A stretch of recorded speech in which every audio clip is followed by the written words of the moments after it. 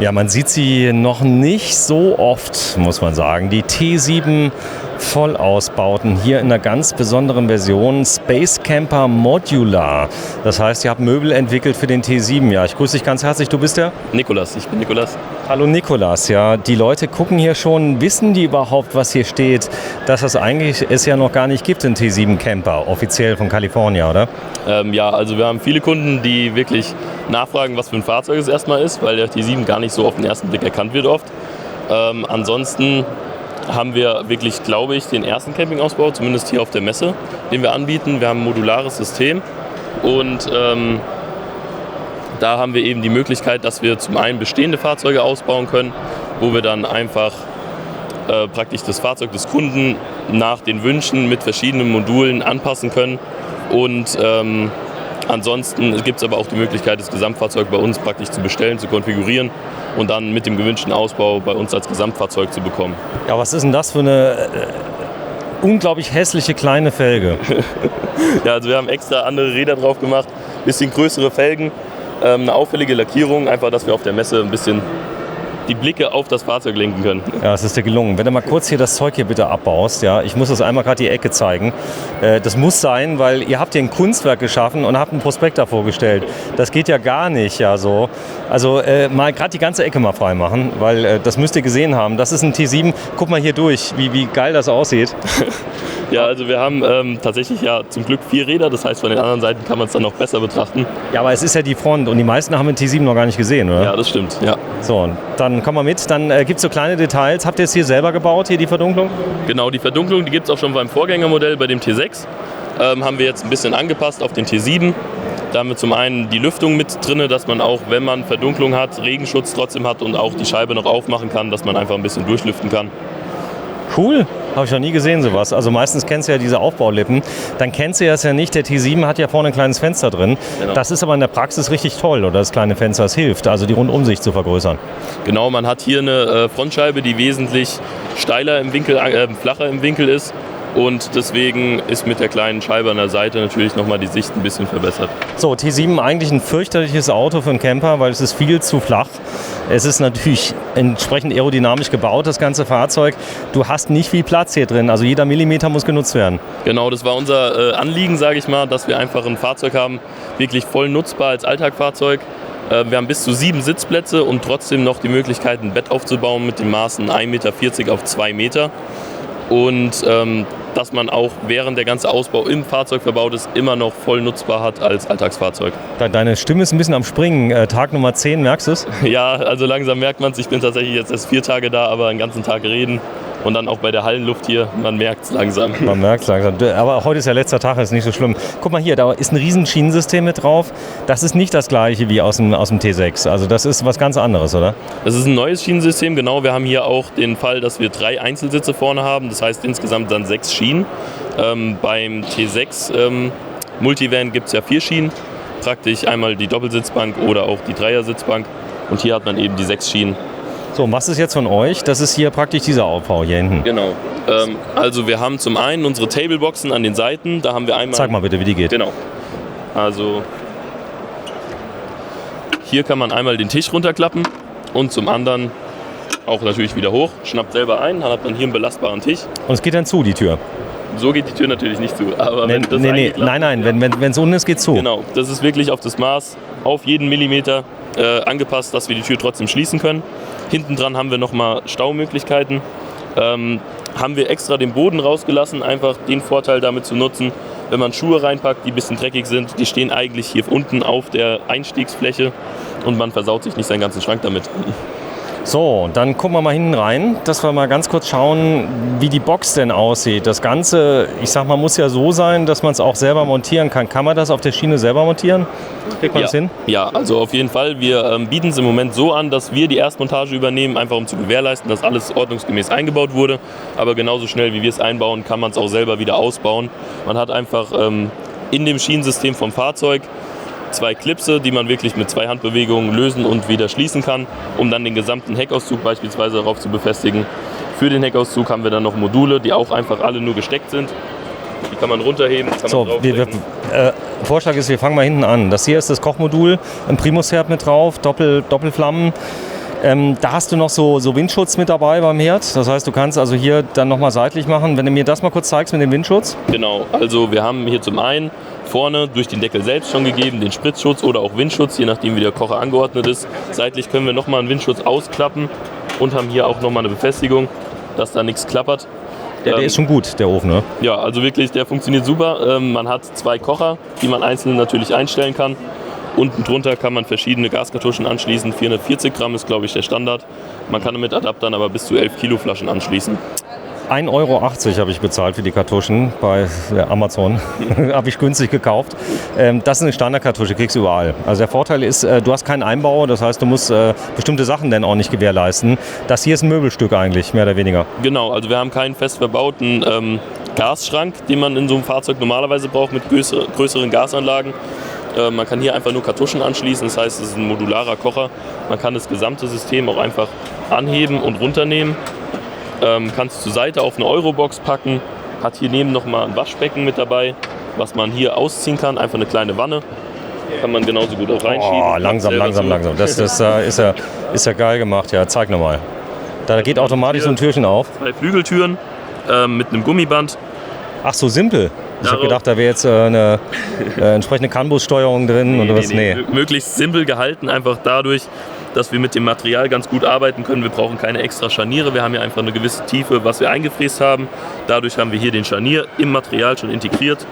2 Gummibänder dran, damit die Tür automatisch schließt. Also was mir gut gefällt, es sieht aus, als wäre es ab Werk. Also es ist richtig schöne Qualität, wie praktisch Erstausrüster. Sind da die Leute von VW, haben die das schon gesehen, was ihr macht? Von VW selber hat es, glaube ich, noch niemand gesehen. Grundsätzlich arbeiten wir mit VW zusammen, also man kann die Fahrzeuge auch über uns beziehen.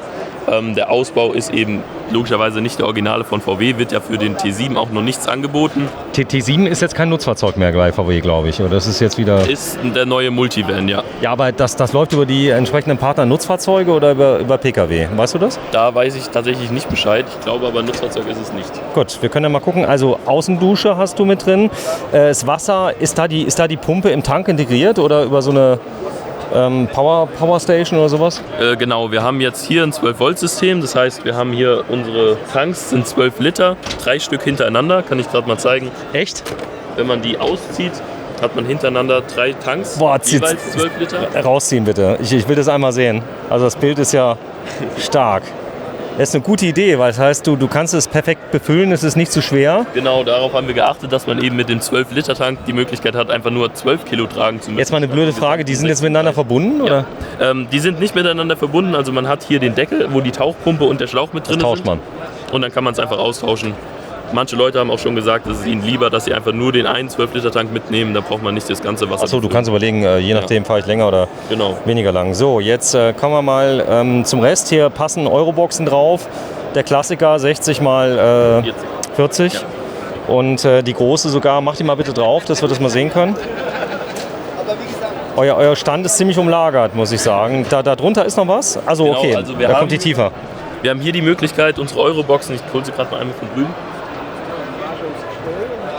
Wenn wir die hier drauf packen, dann ist der Vorteil dabei, dass die Eurobox einrastet, aber oben auf dem Heckauszug aufsteht. Das bedeutet, sie steht nicht auf dem Boden, sondern hier oben auf dieser Kante auf.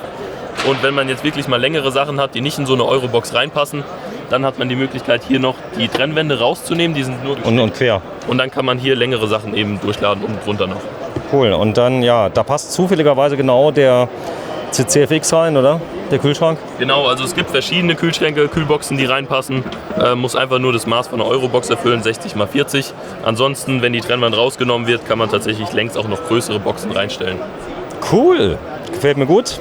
So, dann hast du einen Schwerlastauszug mit drin und der hängt an den Schienen dran. Genau, der ist integriert im Schienenboden. Einfach mit 2 Handgriffen ist der gelöst und auch wieder befestigt. Das heißt, für jeden auch im Alltag, wenn man wirklich mal den kompletten Transporter nutzen möchte, kann man den kompletten Heckauszug mit 2 Handgriffen lösen. Allerdings muss man sagen, eignet sich auch für den Alltag, ist halt super praktisch, dass man das gesamte Ladevolumen auf diesen Auszügen nutzen kann und von oben beladen kann, macht es wesentlich übersichtlicher, als wenn man nach hinten in den Kofferraum reinkriechen muss. So, du darfst mal reinkabeln von der Seite, sei mal so lieb, aufs Bett und dann kannst du mir mal erklären, wie die Schränke funktionieren, dass wir das mal haben. Denn wir haben auch eine Norm, Simone, hier, muss ich sagen, von der Größe her. Der neue T7, der ist cool, oder? Ja, gefällt mir auch sehr gut. Gefällt mir auch sehr gut. Wenn du mal ein paar Euro hast, dann kann man das auch machen. Das ist das Bett. Du stehst jetzt im Auto, oder wie? Genau, also man kann auch hier die Polster umklappen, hat auch den Vorteil, wenn man die Heckauszüge reinschiebt, hat man hier die Kühlbox, die man vom Innenraum trotzdem noch...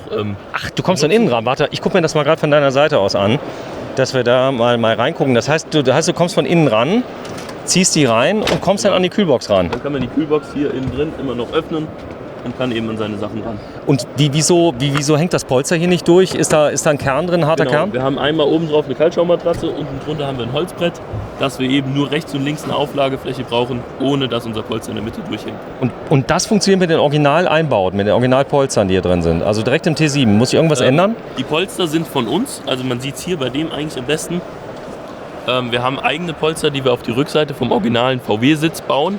Sind auch ganz einfach an der Kopfstütze einmal befestigt und hinten mit einem Reißverschluss. Bitte einmal zeigen, wie das geht. An der Kopfstütze. Das heißt, ich kann mir beispielsweise jetzt einen T7 mieten, habe euren Ausbau und kann den temporär einbauen. Das würde gehen, theoretisch. Theoretisch. Wir haben 2 Punkte, wo wir in der Verkleidung Bohrungen vornehmen müssen, um später an die originalen Anschraubpunkte von VW zu kommen. Bei den vorderen Polstern ist es wirklich so, wir haben hier an der Kopfstütze, wird es einmal eingehängt. Oder?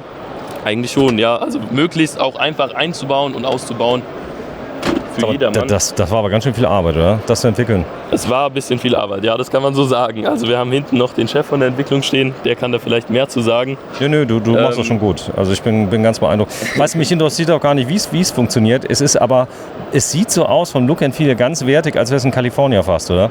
Also wir haben darauf geachtet, dass wir eben auch mit dem Design möglichst schlicht bleiben, aber man hat eben alle Funktionen mit dabei und Funktionalität und Design sollte halt im Zusammenspiel funktionieren. So, ich habe eine große Bitte, wenn du dich mal hinlegst, weil die Leute wollen ja sehen, ich bräuchte mal deine Größe. Wie groß bist du denn? Ich bin 1,85 Meter, also wir haben eine Bettlänge von 2 Metern insgesamt. Wir gucken uns das mal an, weil für die anderen Fahrzeuge. du weißt ja, wie es ist. Man kann ja viel erzählen, aber die Praxis ist dann anders. 1,85 Meter ist ja schon ganz schön lang, das heißt, du kannst sie ranschieben. Hast du mal drauf geschlafen nachts? Auf den Polstern hier in dem Fahrzeug habe ich noch nicht geschlafen. Allerdings haben wir dieselben Polster auch bei unseren anderen Modellen. Und man schläft auf dem wirklich super gut. Man hat nicht nur so eine dünne Auflage, sondern eine vollwertige Matratze. Unten drunter mit der Holzplatte, damit wir eben auch kein Durchhängen von dem ganzen Bett haben. Und ich schlafe da drin teilweise besser als in meinem eigenen Bett.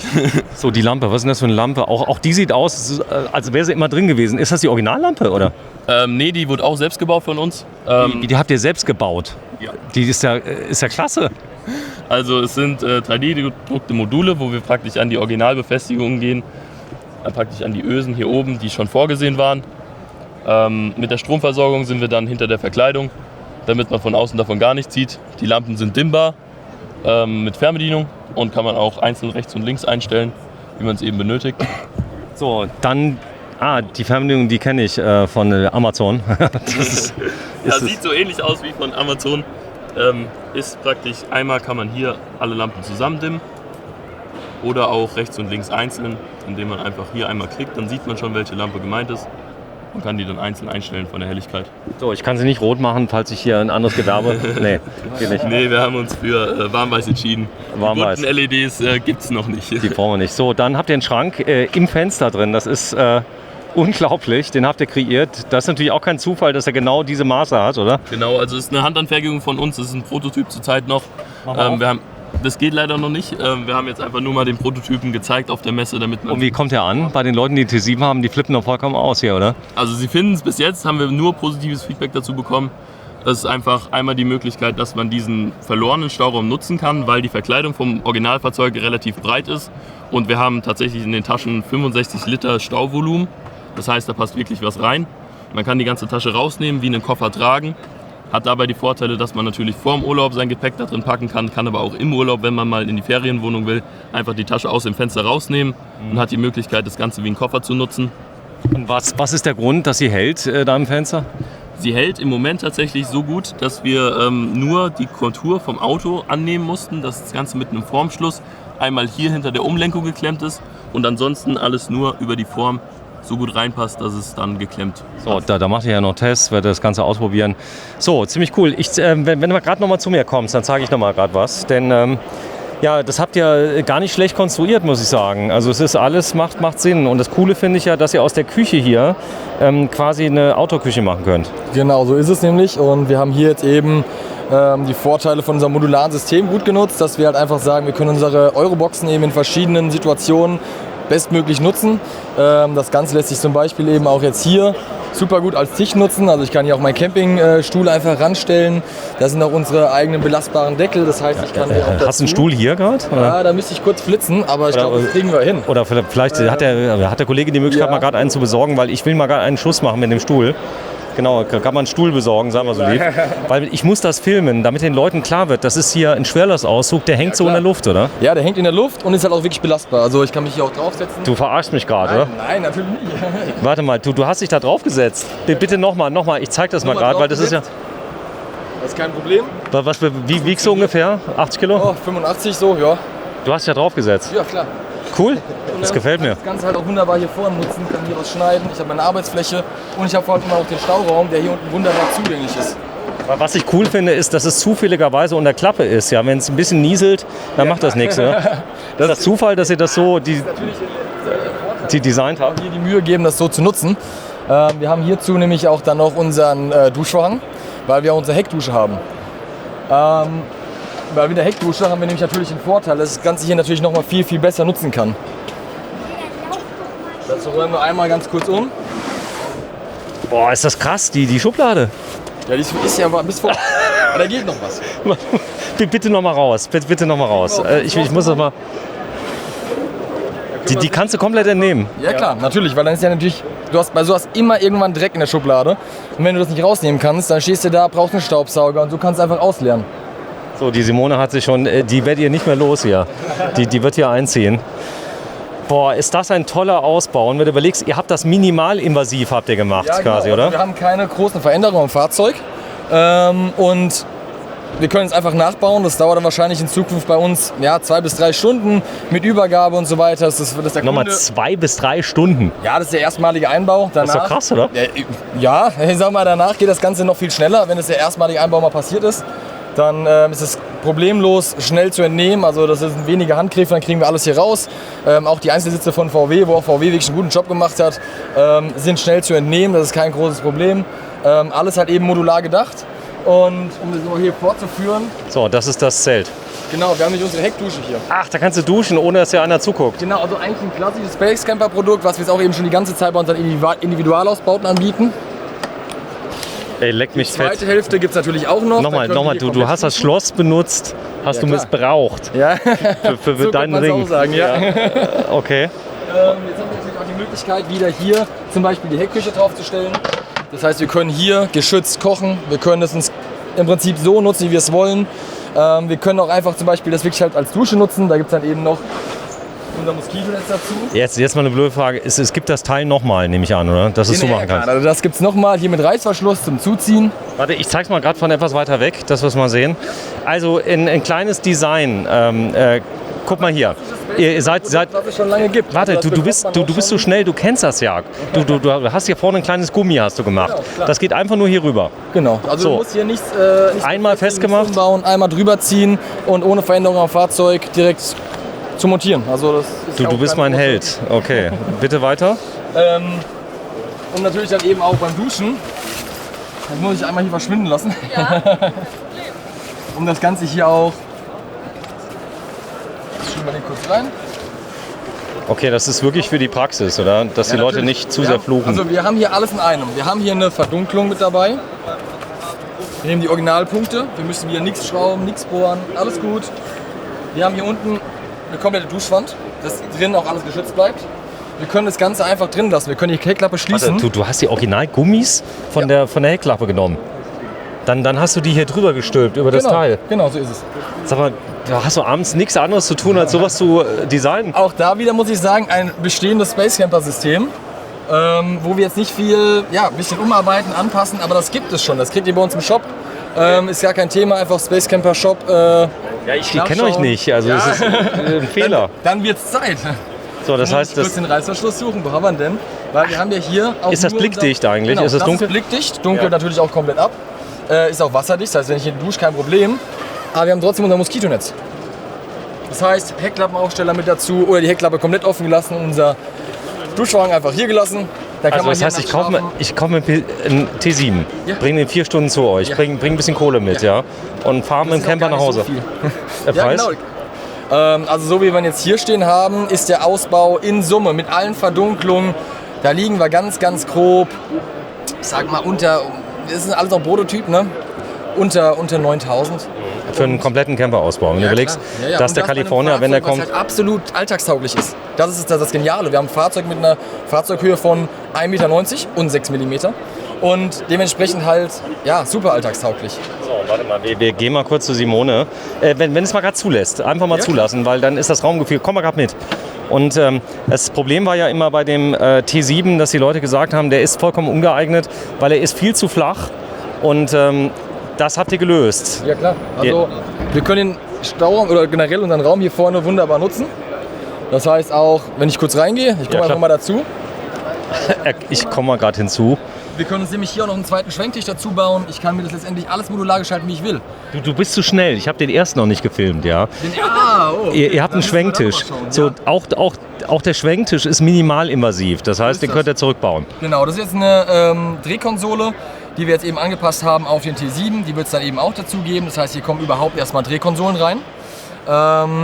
Das Ganze jetzt eben kombiniert mit unserer Anbindung für den Schwenktisch. Das heißt, wir haben halt auch eine Sitzgruppe mit Tischmöglichkeit. Das heißt, ich baue mal noch den Sitz hier noch kurz mit auf. Das geht ja schnell. Habe jetzt hier die Sitzposition, kann den mir auch hier beispielsweise herholen. Das heißt, habe hier meine Möglichkeit, auch einen Tisch zu verwenden. So, wenn mir gerade mal deinen Vornamen sagst, wie heißt du? Ich bin Tim. Tim, du bist zu schnell. Du musst bitte nochmal zurückgehen. So, jetzt geh nochmal zurück in Zeitlupe, zurück. Und jetzt mach mal ganz langsam diesen Einzelsitz bitte zurück. Du machst das Video einfach in halber Geschwindigkeit. Nein, er ist zu schnell. Warte mal, bitte mal diesen Sitz zurückbauen. Das ist genial. Du hast einen Einzelsitz. Normalerweise kennst du ja, du musst alles wieder zurückbauen. Du willst aber nur sitzen. Ja. So, jetzt habt ihr das Ding so befestigt, dass du den Einzelsitzen... Sie sitzt noch auf dem Bett. Sie sitzt noch auf dem Bett, das ist das Geniale bei Einzelsitzen. Das gibt's so sonst nicht. Okay, also nochmal, jetzt in Zeitlupe. Du schiebst ihn ein bisschen vor. Dann machst du ihn zurück. Das war's. Das war's. So, habt ihr auch Bettbezüge, die da drauf passen? Das Coole ist, du kannst eigentlich standardmäßig Kinderbettlaken nehmen. In verschiedenen Größen. Die gibt es in allen Größen. Nein, du musst sagen, nein, wir gehen hin, wir designen die, verkaufen die teuer. Können wir natürlich machen, aber mit Space Camper Logo, das ist dann wichtig.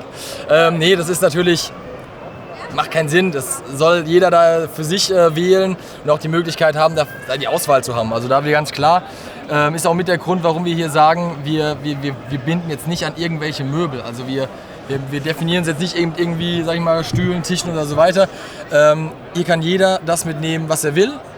Das ist für einen Campingurlaub und hat aber auch genug Stauraum, um es unterzubringen. Das ist ja bei uns kein Thema. Was ich toll finde, ist, dass es endlich mal wieder kein T6.1 ist, weil du würdest keine Aufsagen, obwohl es geil ist, wahrscheinlich genauso gibt es das für einen T6.1, so oder so ähnlich. So, aber mit dem T7 hast du es jetzt geschafft, dass wir das den Leuten so erklären, dass das auch noch einer guckt, weil T6.1 kann jeder ausbauen, aber T7, das ist also in der Qualität mit denen... Und mit dem Raum nutzen. Jetzt musst du mich aufklären, warum ist so ein großer Unterschied? Der T7 ist ganz neu und die meisten haben sich überhaupt nicht dran gewagt, weil die mit Standard-Ausbausätzen, zum Beispiel von Raimo, was weiß ich, alles arbeiten. Und hier mussten die Jungs alles neu designen. Nichts ist so, wie es vorher war. Okay. Korrekt? Ja, nee, so ist es, klar. Also wir haben hier halt einfach komplett auf die Sitze aufgebaut, auf das Schienensystem aufgebaut und das halt genutzt, was uns zur Verfügung steht. Und ich denke eigentlich, das vom Konzept her letztendlich ganz gut. Wir haben hier halt viel Stauraum, also wahnsinnig viel Stauraum. Wir haben sogar einen 6-Sitzer, 7-Sitzer, das ist möglich in dem Fahrzeug und ich habe trotzdem mein Bett dabei. Ich muss nichts daheim lassen.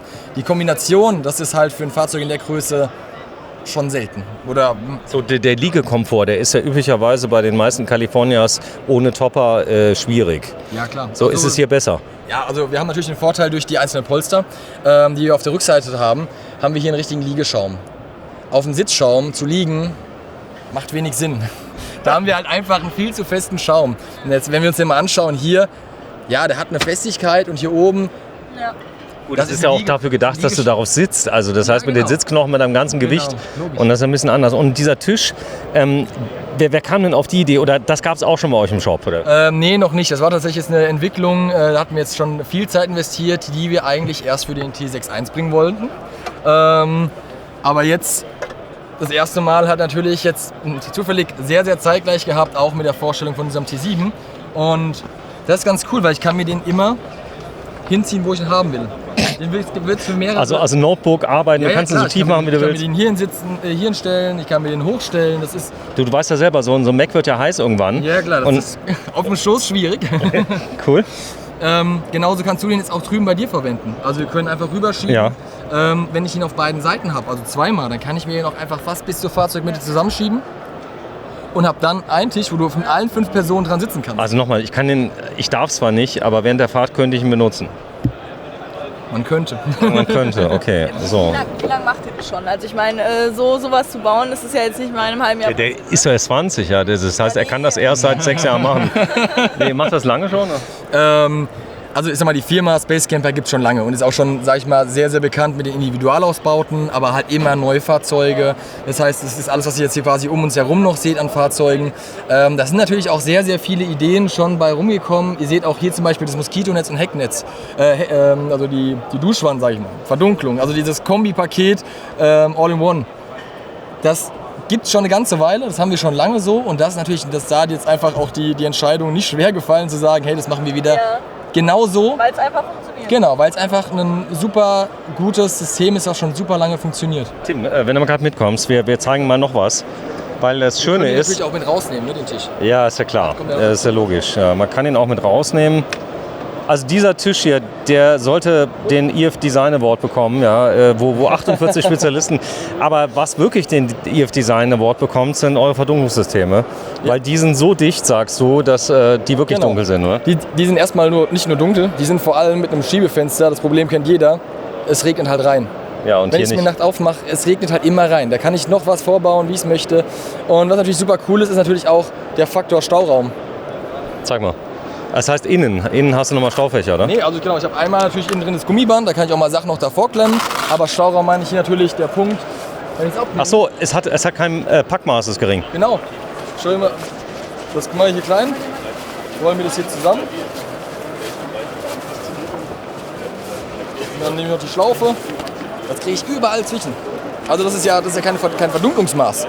Und es ist kein Gitter, kein Blech. Was Wenn du es gerade noch mal dran machst, ich will mal gerade sehen, wie schnell es geht. Das heißt also, du kommst, ist ja die Usability, wenn das schlecht zu benutzen ist, macht es ja keiner mehr. Ja, so ist es, klar. So, und jetzt zeig mal. Also das heißt, du machst einfach drüber? Also ich habe hier oben meine beiden Öhrchen. Mal hier oben drauf. Im Prinzip. Und durchstecken. Man könnte jetzt schon sagen, das war's fast. Ich muss natürlich hier oben einmal entlang. Oh ja, ganz schön schwierig. Alles klar. Ein Riesenaufwand. Komm, ich zeig mal was anderes. Komm mal mit. Denn was ich eben schon gesehen habe, ihr habt die Außenverdunklung mit Belüftungssystem. Die haben wir Das ist aber richtig dunkel, das ist ja der Vorteil. Genau, oder? genau. So ist es nämlich. Also wir dunkeln hier ab, haben trotzdem eine Belüftung mit Moskitonetz und es ist natürlich komplett regendicht. So, und innen drin, weil ihr gesagt habt, warum nicht, haben wir noch ein Stausystem mit drin. Genau. So ist es. Also wir nutzen natürlich noch den Raum hier. Und hier ist natürlich wieder genau der gleiche Punkt. Wenn ich jetzt mal kurz die Flyer hier rausnehme. Hier der Stauraum. Wenn es nass ist, ist Wasser abweisend. Natürlich schüttle ich einmal aus und roll es mir zusammen. Und direkt in die Seitentür, wo es hingehört. Das war's. Ja, und ich muss nicht mal irgendwo hingehen, um es zu holen, weil es passt ja in die Seitentür. Also, das heißt, auch für Ausbauer oder Vermieter ist das ja ein Traum. Du kannst ja den Campingausbau, wenn du den Wagen jetzt, was weiß ich, ein Jahr lang benutzt, wieder einen neuen kriegst, kannst du einfach umbauen lassen von euch, oder? So ist es. Also auch Gebrauchtwagen in Zukunft hoffentlich. Alles möglich. Also auch Bestandsfahrzeuge, da ist jetzt eben der Riesenvorteil, dass man da halt einfach reagieren kann und das Ganze relativ schnell dann nachgerüstet bekommt. Boah, habt ihr hier einen ganz fetten Film gemacht? Ja, natürlich. Den müssen wir, glaube ich, auch mindestens einmal durchgucken. Da seht ihr nämlich mal so ein paar Konfigurationen. Jetzt zum Beispiel als 7-Sitzer mit einem schmalen Heckauszug, wie das jetzt im T7 möglich ist. Alle Bettpolster trotzdem dabei, also ich lasse nichts daheim. Jetzt sieht man es, ich klappe es mir vor. Bett gemacht. Hin. Und das geht wirklich so schnell, gell? Ja, klar. Also wir können es auch mal kurz machen. Wir haben ja jetzt einen 6-Sitzer hier. Komm, machen wir mal. Achso, warte mal, hier. Warte mal, zeigen. Genau, wir gucken das noch kurz zu Ende. Da, damit der teure Film auch mal... Ja, der muss sich ja lohnen. Es ist gar nicht so billig, sowas zu machen, oder? Nee, klar. Also das ist schon vor allem super zeitintensiv, auf jeden Fall. Auch die ganzen CAD-Daten aufzuarbeiten, bis es auf das Level kommt. Genau, jetzt zum Beispiel als 5-Sitzer-Konfiguration trotzdem das Bett dabei und natürlich ist der Heckauszug breit, den Heckauszug schmal und zusätzlich eben noch unser kleines Sideboard mit der Wasserversorgung. Da haben wir sogar 36 Liter Wasser drin, also 3 mal 12 Liter Kanister. Habe ich schon gezeigt. Genau, das hatte er schon. Simone, er kriegt 30 Minuten von uns. Er kriegt 3-mal so viel, wie die großen Hersteller kriegen, weil es so, ich feiere ihn so sehr. Wer ist denn der Chef von Space Camper? Das ist der Ben. Ich sag die ganze So. Zeit schon. Der da oder was? Nee, der Ben ist gerade, ich weiß gar nicht, wo ist er denn? Magst du mal einen Ben holen? Ich sag schon die ganze Zeit, wir müssen so Zeug filmen, aber nein, wir machen die ganze Zeit weiße Ware. Nein, das hat ja nicht so weiße Ware. Wir reden ja jetzt nicht von einem Standard-Studentenausbau beim T7, weil die Kiste einfach sackteuer ist, ja. Und du einfach als Student nicht die Möglichkeit hast, dir mal eben einen neuen T7 zu kaufen, ne? So ist es, genau. Und das wollen wir jetzt halt auch erstmalig jetzt halt erreichen, dass wir sagen können, ey, der Space Camper Ausbau geht jetzt halt auch in bestehende Fahrzeuge rein.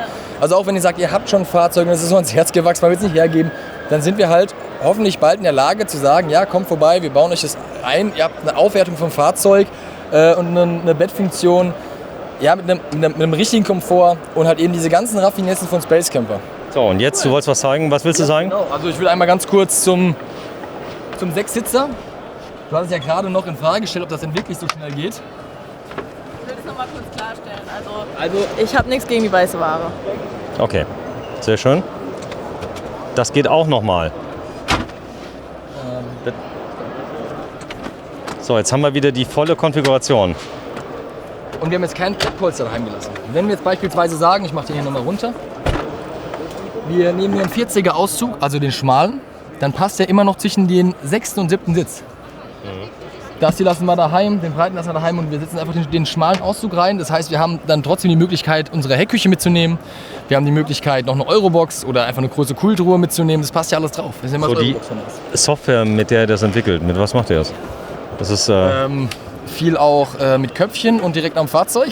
okay, das heißt schon probieren, ne? Ja, klar. Also das hat auch ein Weilchen gedauert, bis wir da jetzt so weit sind. Dass es alles so gut passt, weil die Maße, die müssen ja alle genau abgestimmt sein. Dass das so hinhaut, wie es hier passt. Ja, aber die Usability, also dass ich im Alltag wirklich verwenden kann, dass ich nicht alles ausbauen muss, dann habe ich keine Garage. Ich bin in Düsseldorf hier Garagenparker, ja, da bin ich ja voll gearscht, wenn ich das Zeug immer rein rausschleppen muss. Ja, klar. Und jetzt habe ich den Platz. Das alles auf einen Schlag. So, geil. Ja. Ist das der lange T7 eigentlich? Das ist der lange. Okay. Genau, jetzt wird die Nachfrage kommen nach dem kurzen. Okay. Das Ganze könnt ihr euch natürlich so vorstellen, dass wir hier natürlich deutlich enger dann werden. Das wird auch möglich sein. Da müssen wir mal gucken. Nee, ich kaufe den lang. Alles klar. Ist, Es ist einfach der Raum. Es ist einfach der Raum, der fehlt.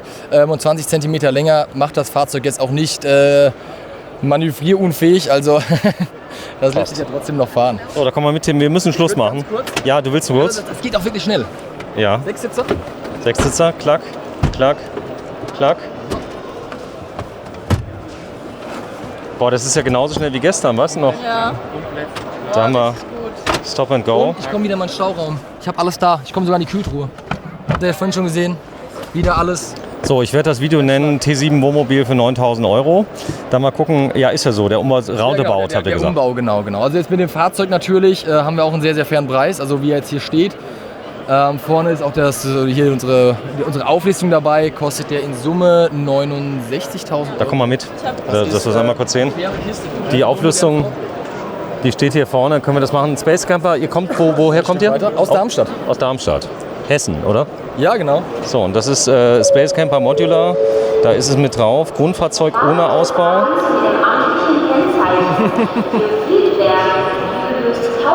Hier, die Halle ist doch der Wahnsinn vom Geräuschaufkommen, oder? Auf jeden Fall, das absolut. Und auch hier die Durchsagen, die sind immer zwischen schwer verständlich und einfach nur laut, aber ja. Sag mal, das hier ist doch, ich sag mal, die Messe schlechthin. Hast du schon mal so viele Leute gesehen auf einer Messe überhaupt? Ja, tatsächlich in Düsseldorf. Also echt genauso viel? Düsseldorf ist der Andrang noch mal ein bisschen größer, auf jeden Fall. Noch größer wie hier? Ja, schon. Also Düsseldorf, ich denke, das gibt es nicht viel. Düsseldorf hat natürlich noch eine größere Fläche. Also die Ausstellerfläche natürlich noch mal wahnsinnig größer. Aber jetzt hier trotzdem Stuttgart, denke ich, war für uns ein großer Erfolg, vor allem im 9 T7. Ja, das Schlimme ist ja, dass wir in Düsseldorf ja viel filmen, seit Jahren, aber nicht in diese Ausbauläden kommen. Und deswegen bin ich so froh, dass ich hier mehr Zeit hatte. Das heißt, Ausbau kostet 9.000 €. Brutto inklusive Steuer? Ja, genau. Also wir haben jetzt hier den Ausbau 5-Sitzer Paket 3. Der ist jetzt hier auch nur gelistet mit 6.550 €. Da kommt dann eben noch dazu die Drehkonsolen, da haben wir leider noch keinen aktuellen Preis. Und jetzt zum Beispiel auch die Verdunklung. So, das Aber heißt, sind die Kleinigkeiten. der ist aber jetzt nicht mit den Felgen hier, oder? Der Ausbau. Die Felgen kamen tatsächlich ganz kurz vor Schluss. Die kosten nochmal 20. Ja, es ist kein Schnapper, aber auch mit 20 Zoll und so wenig Gummi tatsächlich nicht so richtig gut fahrbar. Die sind nicht eingetragen, oder? Doch, sind sie. Echt? Original. Warte, zeig mal. Tatsächlich mit Teilegutachten und so weiter. Mit Teilegutachten?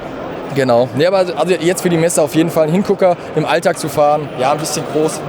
Naja gut, aber ich sag mal, die passen ja schön auf den T7. Ja. Das Fahrwerk original?